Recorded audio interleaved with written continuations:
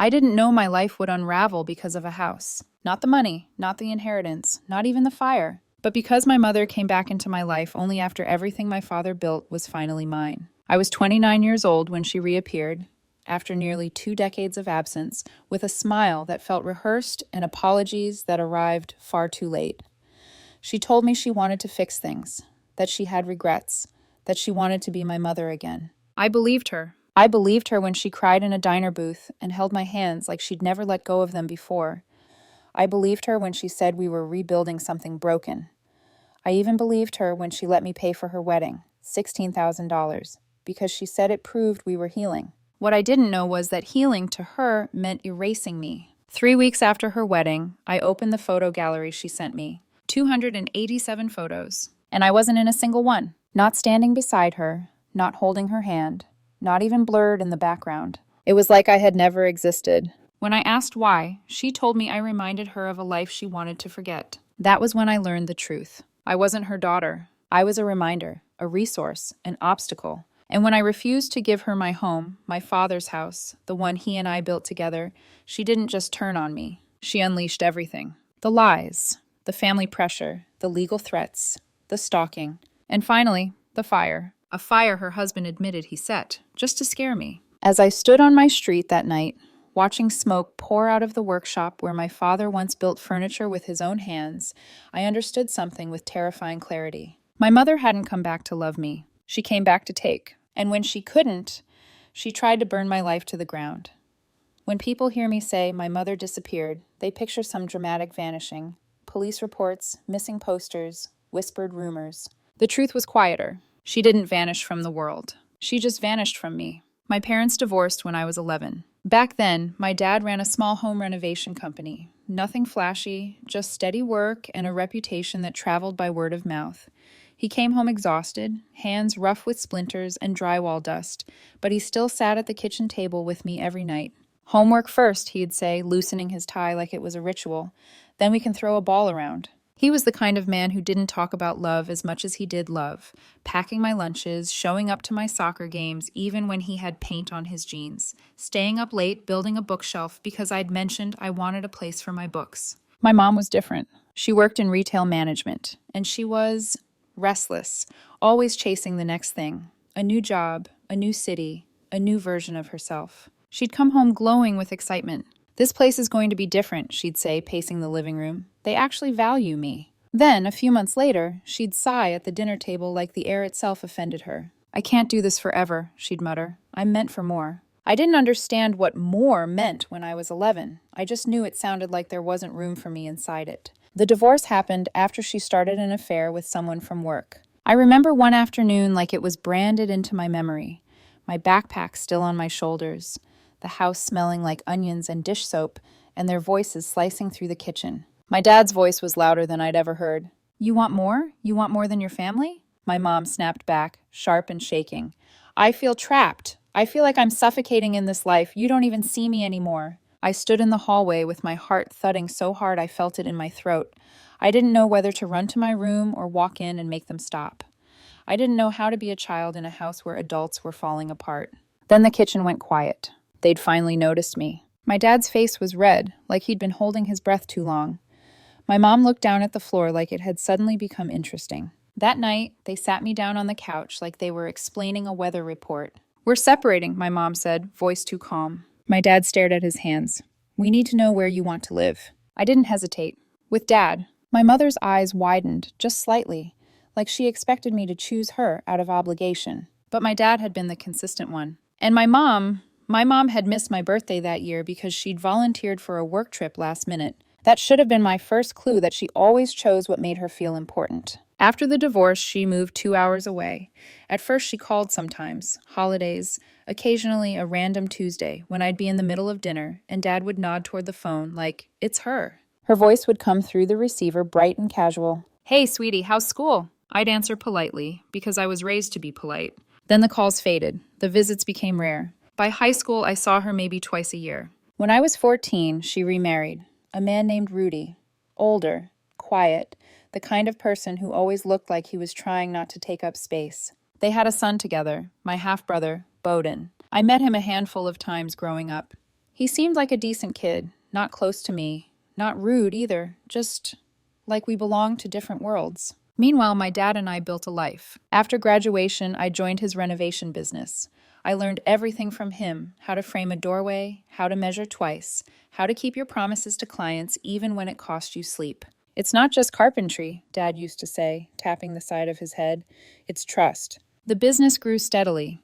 When I was 25, we bought a 3-bedroom house with a large workshop out back, sitting on a ridge above a patch of woods. Dad loved it so much, he named it like it was a person. Ridgewood House, he said, smiling like he'd been waiting his whole life to say it. That workshop was his sanctuary.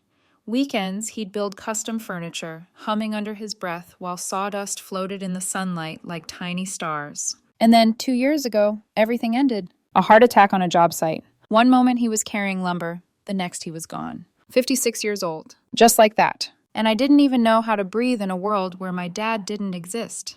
For months after my father died, I didn't really live. I existed. I woke up, went to work, came home, sat in the workshop surrounded by half-finished furniture my dad had started and never got to finish. I'd run my fingers over the sanded edges, breathing in the smell of wood and oil, trying to convince myself he'd walk in any second and tell me I was doing it wrong. The business survived without me because the crew was solid. Men who'd worked with my father for years, who showed up even when I couldn't. I was barely holding myself together. That's when my mother started calling. At first, it was once a week. "How are you holding up?" she asked softly. "Are you eating? Do you need anything?" Her voice was careful, almost gentle. I told myself people change. I told myself grief had softened her. I told myself I was an adult now. I could handle her without getting hurt. Then she suggested lunch. "Just us," she said. "I'd like that." We met at a small diner near her apartment.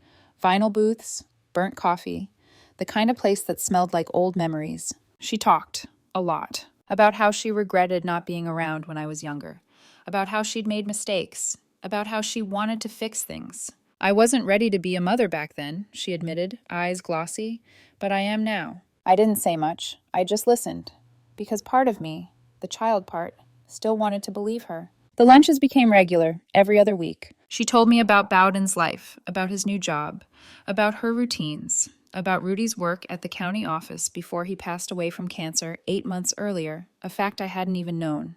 "That was hard," she said quietly, "losing him." I nodded, feeling oddly guilty that I hadn't been there for that either. She never asked me for anything. That's what disarmed me. After 4 months, I let myself think, maybe this time is different. I was lonely. Grief has a way of lowering your defenses, of making even old wounds feel like something you can risk reopening. Then one afternoon, over grilled cheese and fries, she said it. "I'm getting married again." I froze.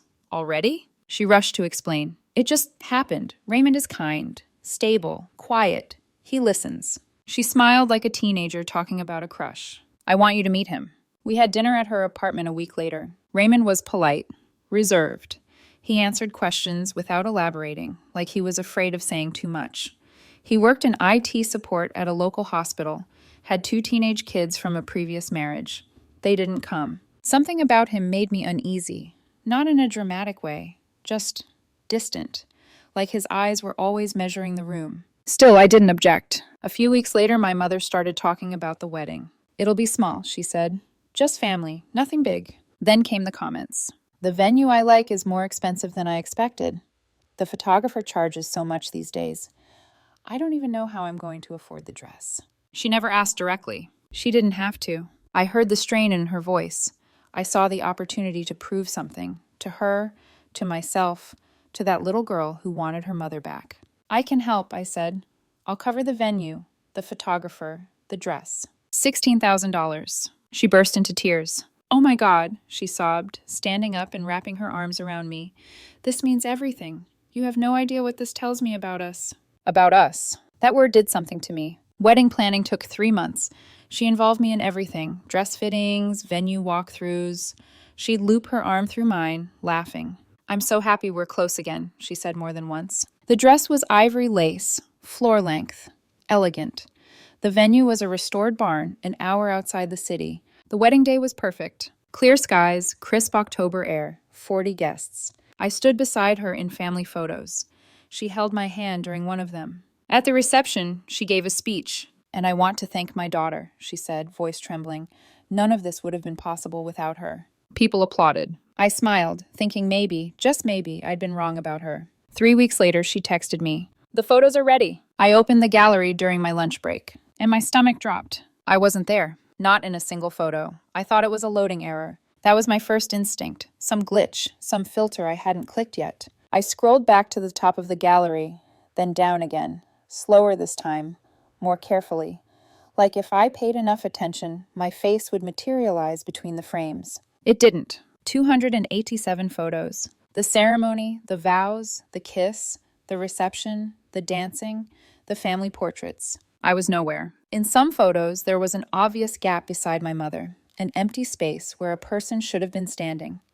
In others, the framing felt off, like the photographer had intentionally shifted the angle to hide something that used to be there. Or someone. My hands started to shake. I zoomed in on one photo, my mother and Raymond standing in front of the barn doors, smiling.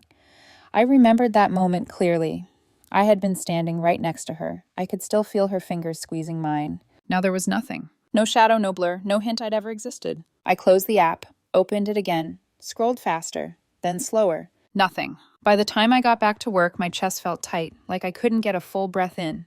I kept replaying her words from the wedding. None of this would have been possible without her. That evening, I called her. She picked up on the third ring. Hey, sweetie. I didn't return the greeting. I looked at the wedding photos, I said.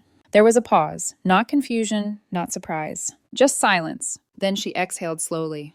I figured you'd notice. My throat went dry. Why am I not in any of them? Another pause. Longer this time. I had them edited, she said carefully. My fingers tightened around the phone. Edited how? Well, she said, like she was explaining something obvious. The wedding was about new beginnings. I felt cold all over. What does that have to do with me? She hesitated. I didn't want reminders of my old life. The words landed like a slap. I'm your daughter, I said quietly. You represent my marriage to your father, she replied. That chapter, I'm trying to move past it. I couldn't speak for several seconds. I thought about the lunches, the apologies, the tears in the diner, the way she'd looped her arm through mine during dress fittings. All of it rewired in my mind at once. So you erased me, I said finally. That's not fair, she snapped. You're taking this personally. How could I not? It wasn't about you, she insisted. It was about healing. I let out a hollow laugh. By pretending I don't exist? She sighed, impatient now. I thought you'd understand. You're an adult. An adult. The same adult who paid for her wedding.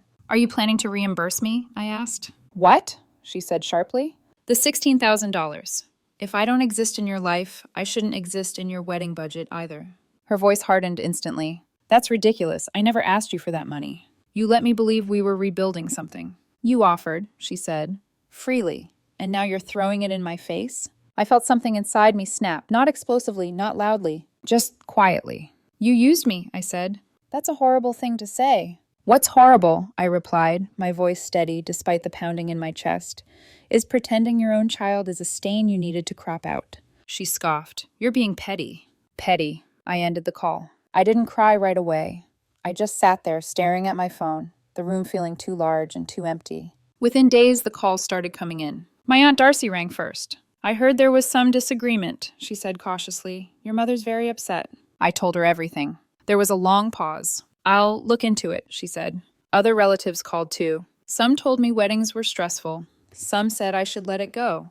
Some said I shouldn't have expected anything different given our history. No one offered to help fix it. 2 months later, my mother called again. Her tone was casual, almost cheerful. Raymond and I were talking, she said.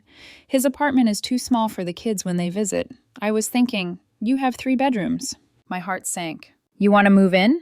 Just temporarily, she replied. You even said once the house felt too big for just you. I remembered saying that during one of our lunches, when grief was still fresh and my defenses were low. No, I said. She raised her voice immediately. You're being selfish, she snapped, just like your father, holding on to things instead of sharing.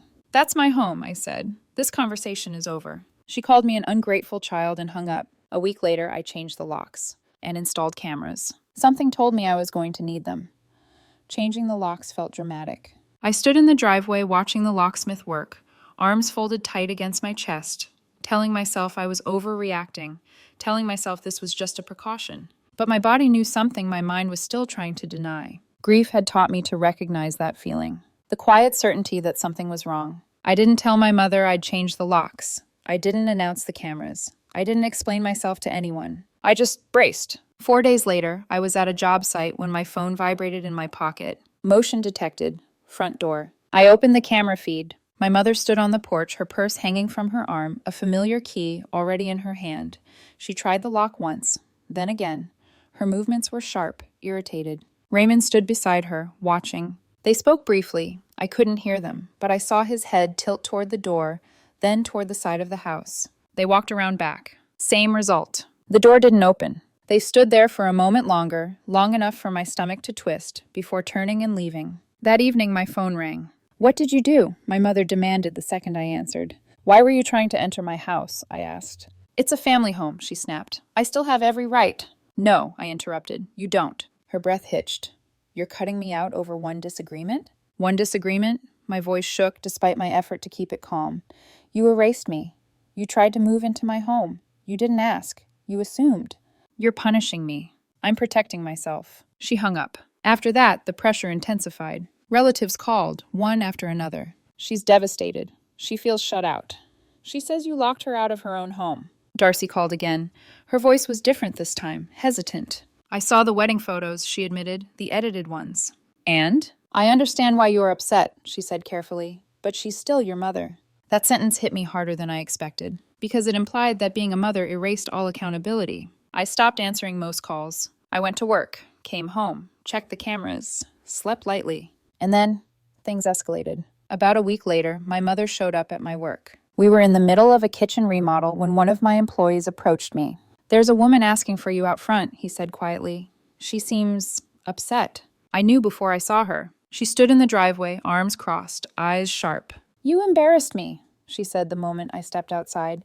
"You're turning people against me." "This isn't the place," I said. She raised her voice anyway. "You stole my family's house." The homeowner stepped outside, clearly uncomfortable. I felt my face burn. "Leave," I said. "I'm not going anywhere until you agree to let us move in." That's when Roger, one of my father's longtime employees, stepped beside me. "You need to go," he told her calmly. She spun on him. "This is family business." Roger didn't flinch. He pulled out his phone. "If you're still here in a minute, I'm calling the police." She left. Afterward, Roger looked at me with something like regret. "Your dad went through this too," he said quietly. "After the divorce, she used to show up at job sites." I didn't know that. 2 days later, a package arrived at my house. Inside was a USB drive and a note. "I'm giving you what you wanted." I plugged it into my computer. The original wedding photos, all of them, unedited. There I was, standing exactly where I remembered being, holding her hand, smiling. There was no apology, just a second note. "I hope you'll reconsider the house situation now that I've made things right." That's when it fully sank in. This wasn't about reconciliation. It was a transaction. 4 days later, a letter arrived from a law office. My mother was claiming a financial interest in Ridgewood House. I took it straight to my father's attorney. She read it once and shook her head. "It's baseless," she said, "but it's not accidental." "What do you mean?" "She's escalating." And deep down, I knew this wasn't anywhere near over. Escalation doesn't announce itself. It creeps in wearing paperwork and phone calls and concern, the kind that pretends to be reasonable while tightening around your throat. After my attorney sent the response denying my mother's claim to Ridgewood House, I expected things to quiet down. They didn't. A week later, I got another motion alert. It was a Tuesday afternoon. I was finishing a bathroom install when my phone buzzed. Driveway camera. Raymond stood at the edge of my property, hands on his hips, staring at the house like he was memorizing it. He walked slowly along the perimeter, peering through the living room window, with his hands cupped around his eyes. Then he went back to his truck, and stayed there, for over an hour. I watched intermittently, my focus at work dissolving into a dull hum. When he finally got out again, he walked straight to the front door and tried the handle. Locked. He didn't knock. He looked directly into the camera. Not a glance, a stare, long enough to feel intentional. Then he left. That night, I called my mother. "What was Raymond doing at my house today?" She laughed lightly. "I have no idea what you're talking about." "I have video." Silence. "He was at work all day," she said quickly. "Tell him to stay off my property." "You're being paranoid," she snapped. I hung up and forwarded the footage to my attorney. "Document everything," she said. "This pattern matters." The next call came from someone I didn't expect. Bowden. We hadn't spoken since the wedding. "I need to tell you something," he said. His voice was tight. I probably should have said it earlier. He told me that after my father died, my mother had pressured him to contest the will, wanted him to claim he deserved half the estate. She kept saying Dad was unfair, he said, that you manipulated him. My stomach twisted. I said no, Bowden continued. She didn't stop calling for weeks. After that call, the family noise quieted. People stopped telling me I was cruel. Darcy called and apologized. But my mother didn't stop. 3 days later, she called again. Raymond's struggling, she said. He needs stability. No. His ex-wife is causing problems. No. It's just temporary. No. You're going to regret this. The way she said it made my skin prickle. I installed more cameras. One facing the workshop, one covering the side yard, one angled toward the garage. I checked them obsessively. 3 weeks later, my neighbor Frank knocked on my door. I saw someone near your workshop earlier, he said. Didn't think much of it at the time, but... I checked the footage. Raymond's truck, 6:53 p.m., in and out in under 5 minutes. That was when my attorney recommended a restraining order. Before I could file it, everything burned. I was at a friend's place when my phone rang. It was Frank. Your house is on fire, he said. I already called 911. The drive back felt unreal. Sirens in the distance, my hands shaking on the wheel. When I turned onto my street, the sky was lit orange. Fire trucks lined the road. Smoke poured from the workshop windows. A firefighter stopped me before I could get closer. It looks like arson, he said gently. Accelerant involved. I stood there for over an hour, watching water soak into charred wood. The workshop was gone. My dad's workbench, his tools, the furniture he never finished. All ash. Frank told the police about the truck he'd seen earlier that night. I showed them the footage. One camera was dead. Power cut. The workshop camera was destroyed. 2 days later, Rayman called me. I recorded it. I didn't mean for it to get that big, he said, talking fast. I just wanted to scare you, make you understand. I said nothing. I'll pay for the damage. Just don't press charges. I told him the call was recorded. He went silent, then angry. The police arrested him that night. My mother called screaming. You did this, she cried. If you'd just let us move in. I hung up and blocked her everywhere. Part 8, Turning Point. Truth, Boundaries, and Choosing Survival. Approximately 700 to 900 words, clarity, and decisive action. The fire investigator confirmed it. Arson, gasoline, intentional. My attorney filed restraining orders against both of them, approved within a week. Insurance assessed the damage, $70,000, most covered, $5,000 out of pocket. The house smelled like smoke even after cleaning. I stayed in a hotel for weeks. Raymond's trial came months later. I testified. He was convicted. 3 years in prison. Restitution ordered. My mother didn't look at me once. That was the moment I realized I wasn't grieving her anymore. I was done. The family finally knew the truth. Some apologized, some stayed silent, some disappeared. The restraining order held. The house was rebuilt, but it never felt the same. So I sold it. Ridgewood House went to someone new. I bought a smaller place closer to town. Bowden called once after the trial. We talked politely. Maybe someday we'll have lunch. Maybe not. People think forgiveness is the only way to heal. It isn't. Sometimes healing is locking the door, changing the locks, walking away. I didn't lose my mother the night of the fire. I lost her long before, when she decided I was something to erase. And I survived, not by fighting back, but by choosing myself.